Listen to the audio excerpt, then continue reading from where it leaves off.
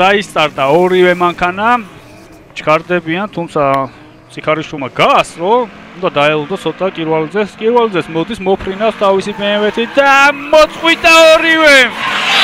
სინქრონული მოწყვეტა ბოლომდე ვერ იყო, მაგრამ კადრში მარტო კირვალოს ხედავდი, გზიდან გადავიდა, სამსონ ციხარიშვილი ეწევა, მოდის ორივე რაღაც თითქოს აუღელებლად მიიწევს ფინიშისკენ.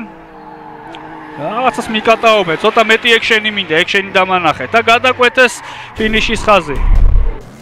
და დაიწყო მეორე გარბენი, ნახოთ როგორ აჩქარდებიან, როგორ შეასრულებენ დავალებას, როგორ მოწყვიტავენ პირველივე წერტილზე თავის ავტომობილებს.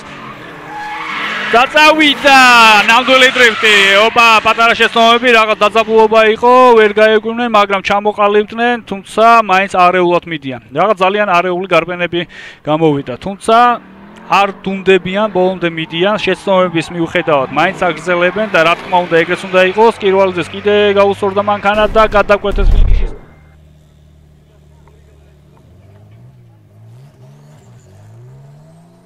მეორე მანქანა რატომღაც არ დაიწყე, რა ხდება, გაუგებრობა, გუგა გაჩერდი, არ წახვიდე გუგა.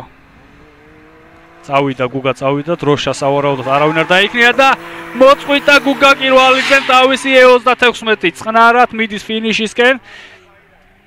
არ თუ ისე წყნარად, პატარაზე გადავიდა გზიდან, მაგრამ აგრძელებს, დროშას მე ვერ ხედავ, არავის არაფერი არ აუწევია, ამიტომ ეს შეცდომა შეიძლება ჩაეთვალოს სამსონ ციხარიშვილს.